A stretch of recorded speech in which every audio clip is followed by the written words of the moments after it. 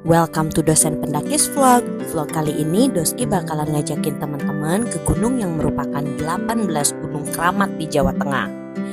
Gunung ini juga menurut Babat Tanah Jawi sebagai tempat moksanya terakhir Prabu Wijaya kelima loh. Brawijaya ini juga melakukan moksa di pertapaan Pringgodani. Makanya gunung ini dipandang sebagai tempat suci oleh umat Hindu. Gunung ini juga tertulis di naskahnya Bujangga Manik yang hendak melakukan perjalanan dari Sunda ke Majapahit dan Bali. Nih kita dengerin ya naskahnya. Sacunduk kapasugihan, di pipirna Gunung Wilis, kungaing tebeh kidulna, datang aing kadawuhan, ngalalar ka Gunung Lawu, inyakna lurah Urawan. Gimana? Udah ketebak belum gunung yang dimaksud apaan? Yes! This is Journey of the Last King of Majapahit, Gunung Lawu 3265 MDPL, created by Enhires Adventure. Enjoy watching. Ini baru sampai base camp Lawu di Barokah. Ini base campnya.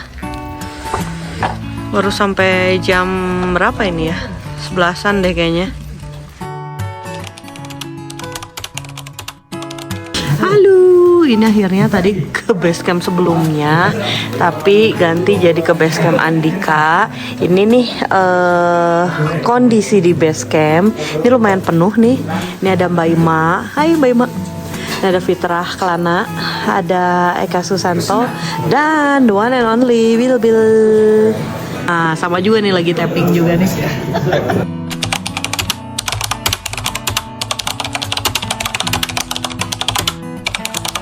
Morning guys, ini lagi ini baru bangun jam 5-an lah ya. Ini lagi ngisi untuk lihat sendiri. Ini ngisi formulir pendakian, terus apa aja yang kita bawa seperti biasa ya. Ini ada list-listnya. Sekarang Fitrah yang jadi ketuanya. Asik. Ini barang-barangnya seperti biasa. Ditanya juga ada kekurangan logistiknya apa, terus riwayat penyakit apa, terus ketua rombongan surut tanda tangan, dan untuk 5 orang itu 20.000, artinya berarti per orang 20.000 ya Fit ya, 20.000 per orang gitu. Tuh ini para pendaki lain udah pada siap, tapi ini pendaki ini kok masih begini. Santai lah ya. Oke, from base camp pendakian Gunung Lawu via Candi Ceto. Ini udah ready. Ini tasnya Mas Eka. Porter. Ya, tas porter 2 gitu ya. Ini tasnya Baima. Ini tas gua, sama ini tasnya Nabila. Oke, nah ini adalah si rutenya. Jadi kita pertama dari sini nih Candi Ceto, terus lanjut ke posko pendakian, masuk ke Candi Kete. Nah ini barulah pos 1, pos 2, 3, 4, 5, sampai akhirnya kita rencana pengen ngecamp di pos 6. Nah ini adalah puncak Hargo Dumilah yang paling tingginya 3.625 mdpl. Bismillahirrahmanirrahim. Oke guys, ini udah selesai semua. Ini udah tas-tasnya udah di packing. Sekarang kita mau sarapan dulu. Ciao. Oke, tadi gue lagi packing kan, lagi siap-siap. Taunya kok kayak ada yang kurang gitu. Sepatu gue di mana? Sepatu gue taunya ada di base camp sebelah dong. Jadi kita awalnya mau nginep tuh di base camp Barokah, tapi karena kondisinya ya sebenarnya enak sih, tapi enakan di Andika gitu. Jadi sepatu gue masih di base camp sebelumnya, tapi sekarang aman. Breakfast dulu. Kalau gue sama telur sama tempe orek. Fitrah cuman sama telur. Kalau ini breakfastnya sama sakit hati ya, karena si doinya nggak ikut. Ini teteh udah makan.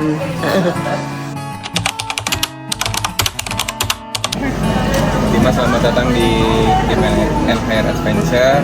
Ini ada Eka sebagai bapak tua, ini ibu ketua, ini selebgram kita dari Jogja. Jangan makan siang di pos 4 targetnya, sampai pos 4 biar nggak terlalu jauh ke pos 5-nya, ke Kepanjangannya, karena pos 3 ke pos 4 treknya lumayan yang pedes. Amin. Nanti kita pemanasan dulu biar takutnya garam. Oke, nanti jadi kita kepercayaan masing-masing kepercayaan.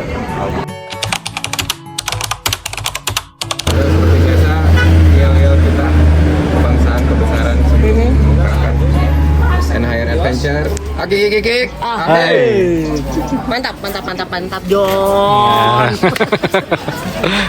Hehehe, lupa tadinya vlog di sini. Ini baru sampai posko, baru sampai ini sih jalur pendakian. Ini dilihat view belakangnya. Bentar mas, ini ada Candi Cetok. Nah, kita mulai. Ini akses baru masuknya sih kayak gini ya jalannya ya. Ini viewnya juga masih kebun-kebun warga. Nah setelah naik tangga tadi sekitar 100 anak tangga. Ini pos registrasinya lucu banget, diapit candi kayak gini. Nah ini pos registrasinya. Ini lagi pada nunggu buat registrasi satu-satu. Dan bagus banget nih, biasakan antri ya teman-teman. Satunya sumber air cuma ada di pos 3. Rekomendasi kami ada di pos 3, pos 5, Kupaan. Tidak disarankan untuk camp di pos 4 karena satu rawan badai, dua nggak ada tempat mas, jadi bisa di skip aja di pos 4. Terus percabangan di Pasar Dieng. Di Pasar Dieng ini banyak percabangan, jadi tidak dianjurkan untuk melakukan perjalanan malam di sini. Usahakan lewat sini pas siang atau pagi hari. Ini dari seluruh poin-poinnya cuma itu. Jaga satu masing-masing ya mas, jangan bisa rombongan, dan sampahnya tolong dibawa turun lagi.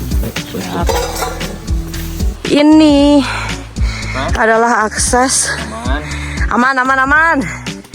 Akses dari pos registrasi menuju pos 1. Masih landai, masih aman. Gimana Fitra Kelana? Aman? Aman ya? Aman John. Tete lagi di ospek. Di ospek sama ini nih. Gimana next mana nih? Next, Rinjani lah. Rinjani teh. Siap teh. Oh. Yang penting mau aja dulu teh. Aham.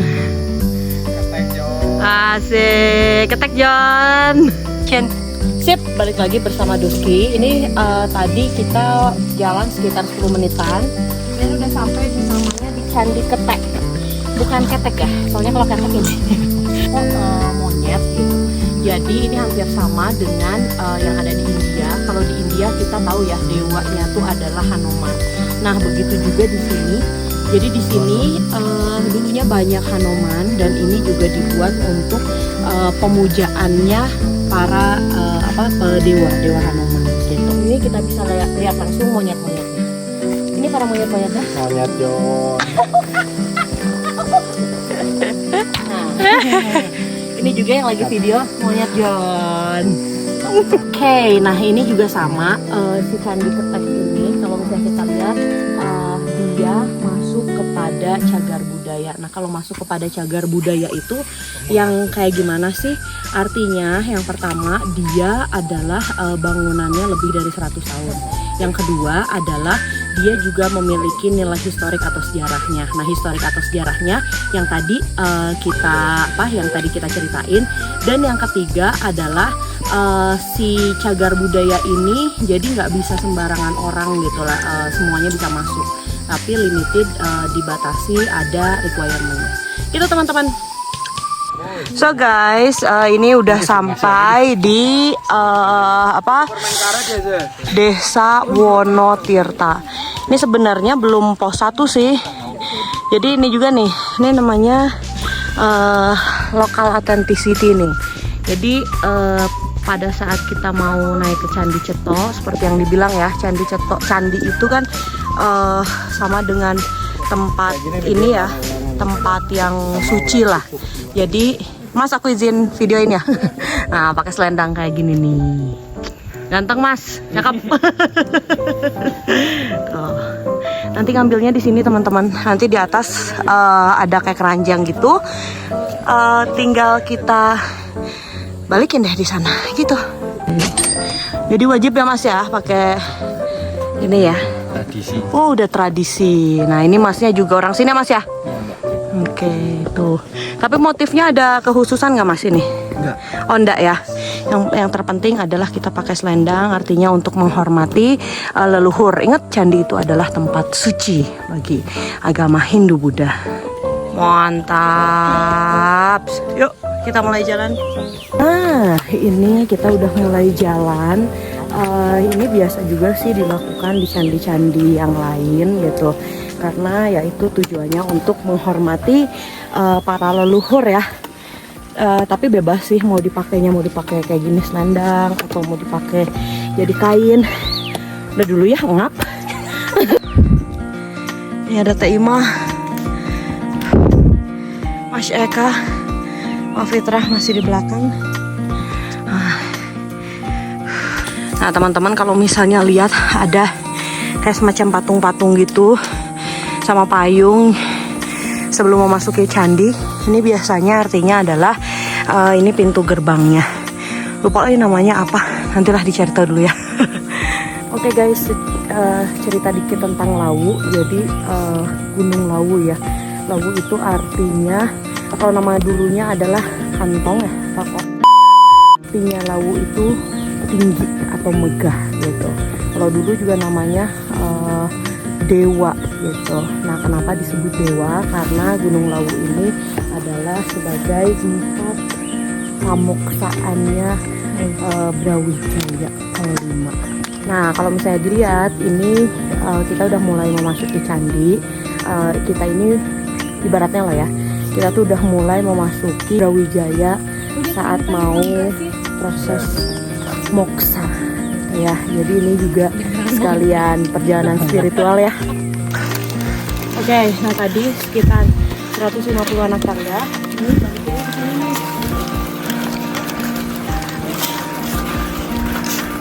Tinggal dibalikin aja. Tadi untuk pakai kain biayanya 5.000 orang.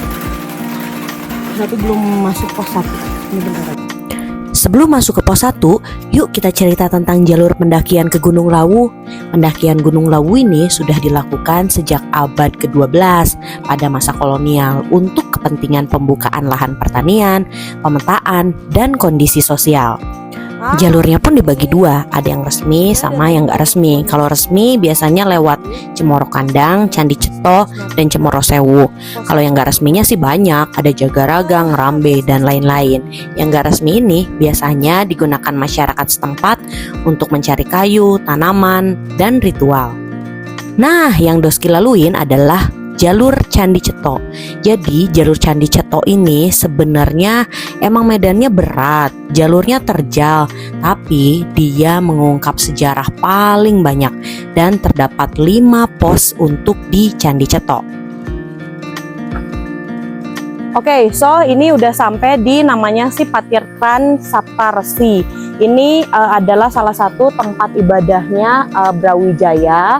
Nah, ini juga information ya, airnya nggak boleh diminum ataupun nggak boleh kita pakai karena ini termasuk sebagai holy water gitu. Jadi, nah ini juga kalau di Bali mungkin teman-teman suka dengar ya ada tirta empul gitu, terus tirta-tirta yang lain. Tirta itu kan artinya air ya. Nah, Gunung Lawu juga dianggap sebagai sumber air kehidupan di masyarakat. Yo, baru nyampe pos 1, 1.700 berapa ya Bil? 1.700 sekian. Tenang, Ini di pos 1 semua lengkap. Ada warung, ada pentol kuah. Yuk jajan dulu. Duh, ternyata bukan pos 1 tapi pos warung, nggak apa-apa. Ini kalau di warung sini harus semangka seger. Hujan.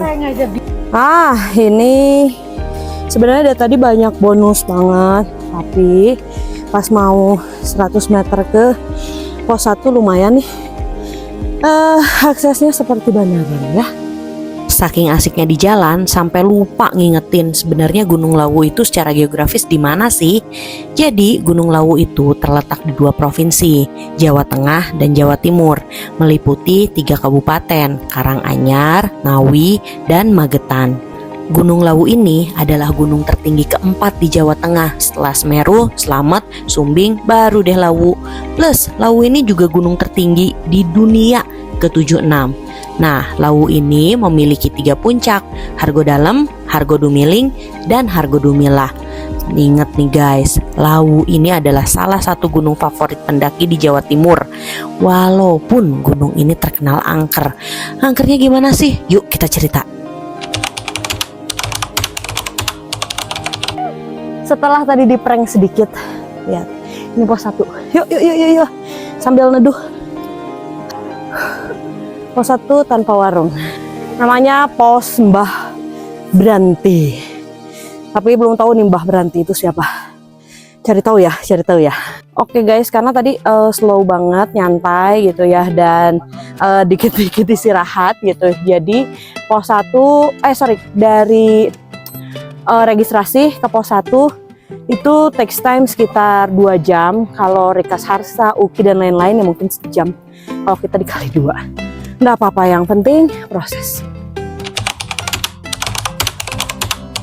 Setengah 11 waktu Lawu dan hujan besar. Semoga ini cuman kabut lewat aja. Tapi kita semua whole tim udah pakai jas hujan. Hujan gede banget di sini. Jadi nggak terlalu banyak ngevlog. Tapi ya ini lagi istirahat. Oke lah di shoot sedikit-sedikit. Hai. All good?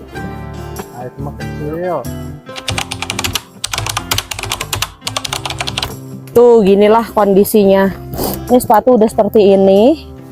Ini ke atas tuh emang kayak gini nih. Lihat nih Hoka baru.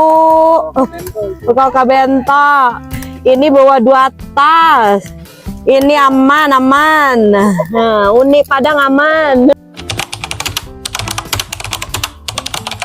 Kondisi pos 2 lagi pada kehujanan, ada yang break, ada yang udah mau selesai.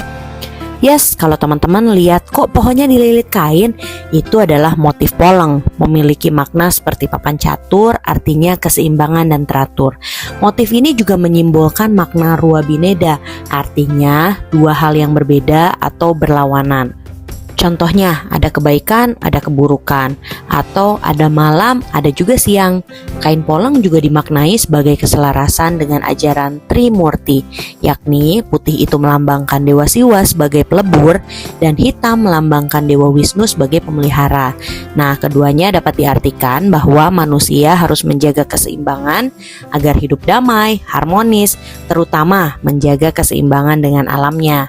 Jadi kalau lihat pohon dililit kain kayak gini, sebisa mungkin jangan nyender-nyender ya.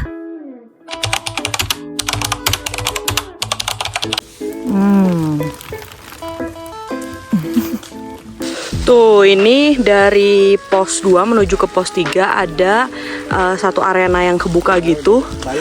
Dan sudah tidak hujan, alhamdulillahirobbilalamin. Semoga sampai ke atas juga nggak hujan. Tapi ya bagaimana ya, ini sepatu-sepatu udah nggak bisa bersihin lagi aja. Lalu habis hujan tuh ampun dah. Mangstab, John.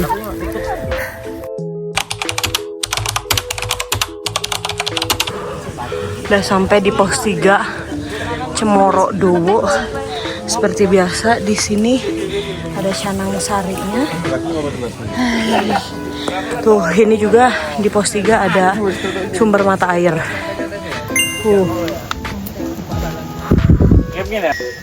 Di pos 3 ada doginya. Dogi siapa kamu? Pos 3. Ada warung Mak Yuni. Tapi tutup. Nah ya guys, pos dulu tanya. Jadi pos 3 nih namanya Cemoro 2 ya Vita? Berarti Cemara 2, Cemaranya ada 2. Nah kalau dilihat ini bisa jadi arena camping ground. Sedikit jelasin tentang fasilitasnya. Di situ ada toilet, tapi belum dicek sih toiletnya kayak gimana. Ada mata air juga. Di sini ada warung, di sini ada tempat duduk-duduk gitu. Jadi so far so good ya kalau misalnya memang udah capek gitu ya. Ini kita juga pos 2 ke pos 3 ini 2 jam. Komentar yuk satu-satu yuk. Gimana teh? Gimana? Trekking kali ini lelah. Abil satu kata dong untuk lagu. Lapar. Fit satu kata dong buat lagu. Hah? Hula. Nah, hula maksudnya naon sih? Nah, kalau kamu guys satu kata buat lagu. Keren. Bismillah, ini jam 3 kita mulai lagi dari pos 3 ke pos 4. Jadi rencana bakalan ngecamp di pos 5 Gupak Menjangan. Bismillah. Nah ini dari pos 3 ke pos 4 sudah mulai nanjak, walaupun tangga sih, dan view-nya oke. Cuman ya gitu deh guys. Ini kita dari 3 ke 4, satu dari tim kita mundur 5 karena katanya pas jalan udah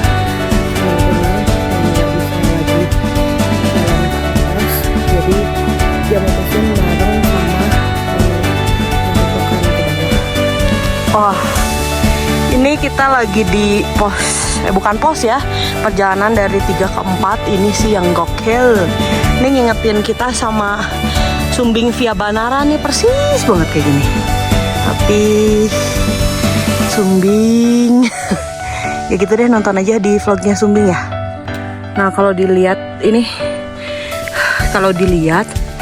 ini tuh kayak bekas-bekas kebakaran deh. Tuh ininya gosong, tapi yang lainnya enggak. Oh ini udah gosong banget nih, mukanya udah gosong karena tadi jatuh depan mas-mas nggak ditolongin. Gimana Bel? No komen. Ada yang meninggal ya?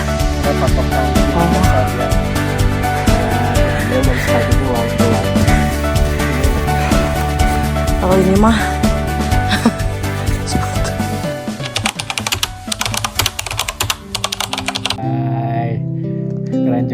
keren sambil itu lagi set dah, keren banget bos.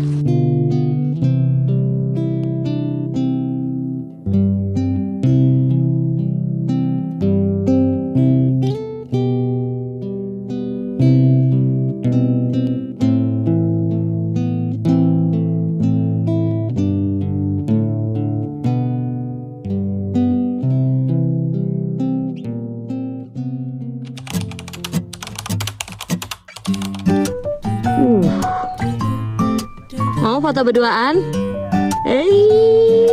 Imutnya. Imutnya. Tuh Ri, sayangan kamu Ri. Ih.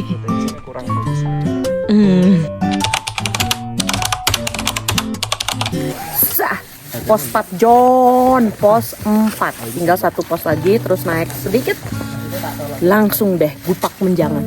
Bismillah, bismillah, bismillah. Yuk. Bismillah, Bil. Bismillah ya, Bey. Bismillah.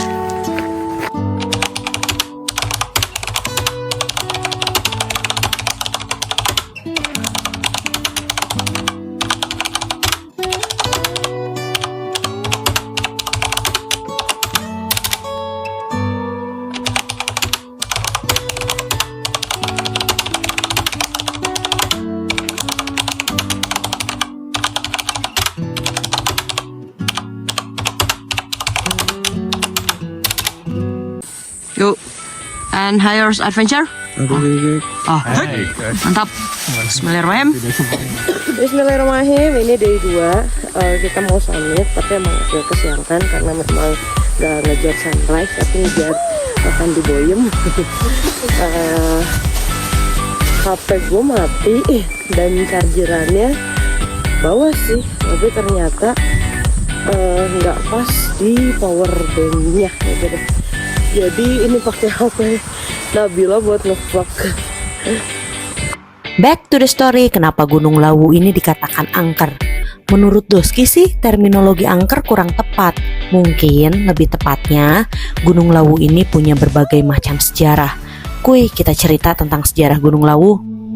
Dalam Sengkalan Sirnaning Kertaning Ilaning Bumi merupakan masa runtuhnya kerajaan Majapahit dan bergantinya masa pengaruh Islam.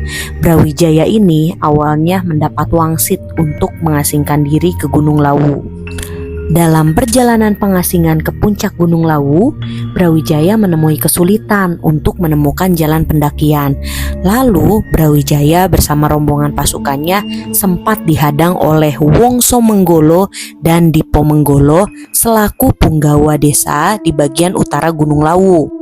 Mereka mengira desanya akan diserang oleh sekelompok pasukan yang mengiringi Brawijaya. Namun setelah dijelaskan bahwa pasukan tersebut merupakan rombongan Brawijaya yang akan mengasingkan diri ke puncak Gunung Lawu, Wongso dan Dipo kemudian turut mengantarkan sang raja menuju puncak Gunung Lawu. Nah, berkat bantuan Wongso dan Dipo, Brawijaya berhasil mencapai Hargodumilah atau puncak Gunung Lawu. Setelah berhasil mencapai Hargodumilah, Brawijaya kemudian bermukim dan melakukan kegiatan olah batin di puncak Gunung Lawu. Pada suatu hari, anak Brawijaya yang bernama Raden Gugur yang masih berusia 15 tahun lari menuju Gunung Lawu karena dikejar oleh pasukan Kadipaten Cepu. Setelah Raden Gugur berhasil mencapai puncak Lawu, Brawijaya kemudian memerintahkan pasukannya yang tersisa untuk menghadapi pasukan dari Kadipaten Cepu. Selain pasukan dari kerajaan Majapahit, pertempuran melawan Kadipaten Cepu juga diikuti oleh pasukan Wongso dan Dipo. Nah, pertempuran tersebut terjadinya di Bulak Peperangan. Itu tuh sangat dahsyat. Saking dahsyatnya, pertempuran seluruh prajurit dari kedua musuh gak ada yang selamat.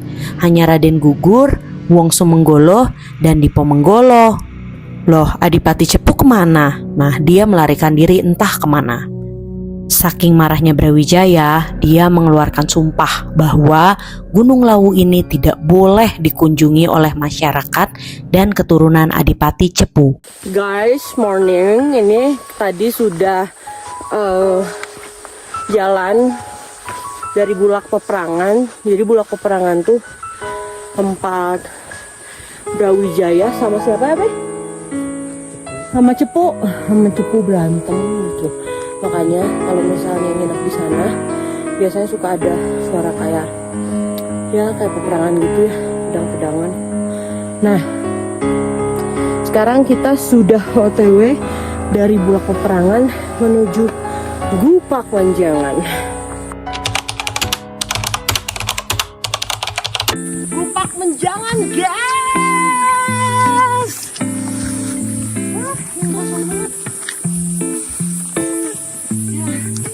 Oke guys, cerita sedikit tentang Gupak Menjangan. Gupak artinya sekumpulan, menjangan artinya rusa. Jadi di sini tuh dulu tempatnya banyak banget sekumpulan rusa.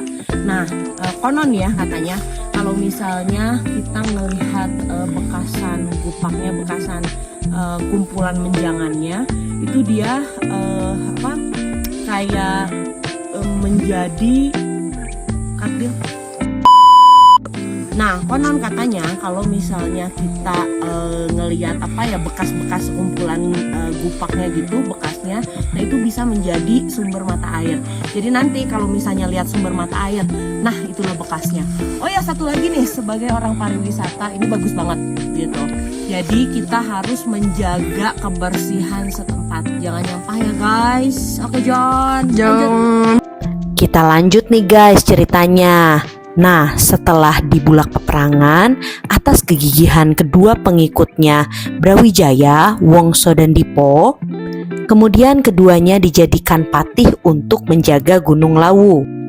Kalau Dipo patih untuk menjaga 4 penjuru mata angin, sedangkan Wongso ini diangkat patih untuk memberikan tugas membantu dan menolong keturunan serta anak cucunya kelak agar selamat sampai di puncak Hargodumilah. Mendengar kabar itu, Wongso tuh merasa terharu, sedih gitu ya. Saking setianya Wongso Menggolo terhadap tugas yang diberikan, lalu dipercaya dia menjelma menjadi Jalak Lawu. Makanya banyak pendaki yang bertemu burung jalak. Konon katanya burung jalak akan membantu para pendaki yang tersesat ke arah yang benar. Pasar Dieng John. So guys, balik lagi sama Doski. Ini yang dinamakan dengan Pasar Dieng. Nih, yang katanya ini tuh adalah beneran pasar, tapi pasar gaib. Jadi kalau misalnya dilihat di sini nih yang banyak bebatuan gitu. Ini tuh kayak istilahnya kayak meja-meja gitu loh, meja-meja dan kayak batu-batuan kecil ini tuh kayak dagangannya mereka. Nah, kalau misalnya kesini mungkin di malam hari atau di subuh biasanya suka kedengeran orang yang nawarin sesuatu. Kalau kamu ngedenger seperti itu, kamu buang salah satu benda yang ada di tas kamu apapun, itu artinya kita kayak trading gitu loh. Tapi so far karena kita siang nih ya, jadi ya aman-aman aja dan kita hormati semua. Ini adalah kekayaan lokal kita ya. Oke, Pasar Dieng John. Nah, ini John yang dinamakan dengan Pasar Dieng. Kalau tadi adalah pintu masuknya kayak gerbangnya. Ini John, Pasar Dieng. Ingat, ini tuh kayak tumpukan batu, itu adalah meja-meja ya. Nah, ini yang kecil-kecil adalah istilahnya kayak makanan-makanan kayak gitu. Dan ingat, tidak boleh memindahkan struktur batu, tidak boleh memindahkan struktur bangunan. Nih, lihat di sini ada kok himbauannya. Dilarang memindahkan, menata ulang bangunan di Pasar Dieng karena mengandung unsur cagar budaya. Oke John, sedikit lagi info. Kalau dari Doski, kalau dari sisi gaib lah ya. Kalau gaib mungkin kita kenalnya tidak boleh memindah-mindahkan si batu-batuannya. Tapi kalau dari sisi akademis, karena ini dia sudah masuk kepada cagar budaya dan memang sudah lebih dari 100 tahun ada, ya kita sebagai pendaki yang responsibel atau tanggung jawab, jangan pernah mindah-mindahin sesuatu dan jangan pernah nyampah. Oke John? Guys, sini deh. Nah, ini ada salah satu yang emang kayaknya nih salah satu pendaki mungkin kedengeran kali ya, dia lagi ada yang nawarin. Nah, ini salah satu tradingnya gitu. Nah, uangnya kayaknya ada di sini gitu.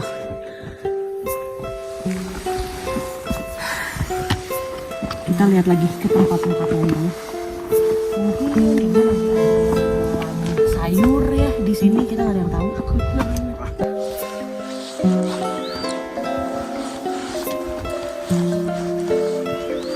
Guys, akhirnya kita sampai juga ke tempat moksanya Brawijaya. Sebenarnya apa sih itu moksa?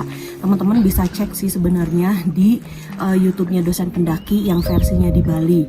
Jadi kalau orang Hindu itu biasanya dia itu mencapai moksa, artinya bukan lagi mementingkan kehidupan manusia dengan manusia, tapi sudah manusia dengan Tuhannya. Jadi kalau moksa itu sekali lagi orang Hindu tuh percaya gitu ya, kalau belum mencapai moksa kita gitu ya, kita misalnya meninggal lalu di suatu hari kita tuh bisa jadi reinkarnasi lagi. Tapi kalau udah mencapai moksa, kalau di orang Islam tuh istilahnya udah mencapai surganya lah gitu.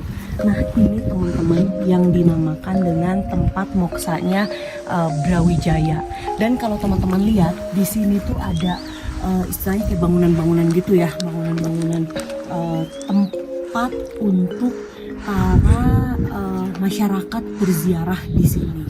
Jadi memang diperkenankan lah ya untuk berziarah ziarah gitu ya di tempat-tempat sebelum dekat dengan moksanya. Oke, nah habis ini kita akan coba ikut berdoa ya di situ. Kita mendoakan aja semoga Brawijaya gitu ya tetap kekal abadi terus di hati kita ya. Yuk. Nah ini ya guys, kita detik-detik masuk ke Hargodalamnya. Oh ya, untuk teman-teman saat ini memang dianggap suci ya.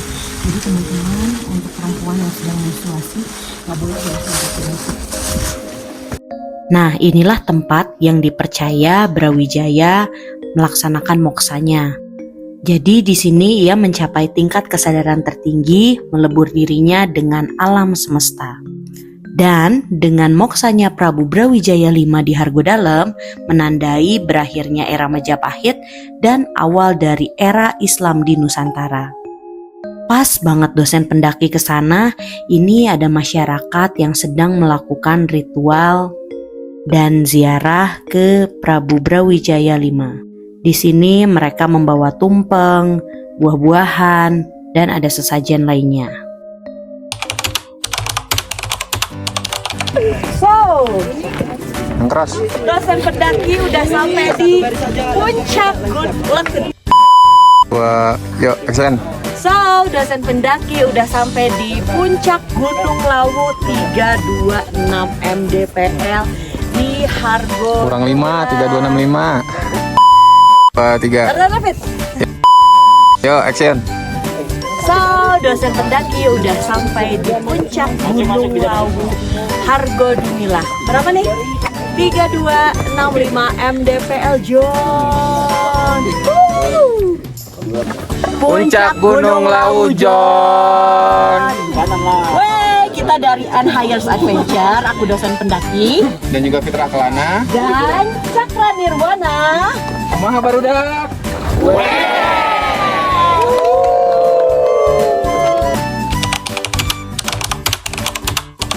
Beres dari puncak sama Doski, ini adalah ya kayak inilah ya, apa sih, balance apa ya namanya, balance batu gitu ya. Nah kalau udah selesai dari puncak kita taruh sana. Nah itu tandanya Viana was here. Oh sorry, dosen pendaki was here dan Unhires Adventure was here. Bye.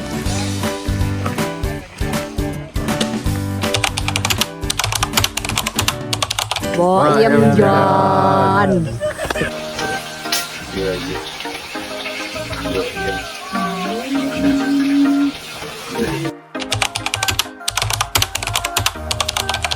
Jadi tadi Fitra sama Viana itu dimarahin sama Mbok Yem. Bila yang dengar karena kita nggak ngerti, jadi kita pelangap-pelongo. Bilang apa tadi Mbok Yem? Intinya tuh bilang, "Kowe arep apa mbek aku? Kowe njaluk apa mbek aku? Rasa kakean omong." Apa artinya itu? Oh, kita nggak ngerti. Kamu mau minta apa sama aku? Kamu nggak usah kebanyakan ngomong. Oh. Dan kita pelangap-pelongo aja sama Viana nggak ngerti. Dimarahin dong. Di depan mukanya. Di depan mukanya langsung sampai kayak mau menerkam. Aduh. Maaf ya Mbok. Kita cuma mau foto, nggak ngapa-ngapain. Opo. Ini juga dimarahin 2 kali. Pas mau bayar dimarahin 2 kali. Mau bayar cuy. Ya, jangan begitu. Oke, mungkin ini video terakhir. Jangan lupa subscribe, like, comment, and share. YouTube-nya Fitra Kelana sama dosen pendaki. Bakal next pendakian kemana lagi ntar kita berbabu kayaknya ya. Udah gitu aja. Sampai jumpa di next pendakian. Sekalian aku juga Apa? closingannya gitu aja ya, dari dosen pendaki sama Fitrah, barangin aja. Bye. Bye. Yay, sekian cerita dari kami di Gunung Lawu 3265 mdpl. Kami dari Unhires Adventure mengucapkan sampai ketemu lagi ya di next pendakian. Bye bye, peace and love.